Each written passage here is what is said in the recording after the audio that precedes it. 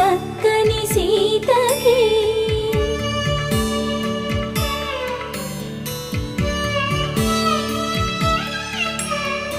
ఎర్ర జాబిలి చేయి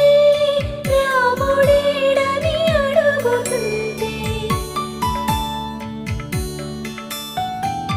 చూడలేదని పెదవి చెప్పే చెప్పలేమని కనులు చెప్పే నల్ల పూసైనా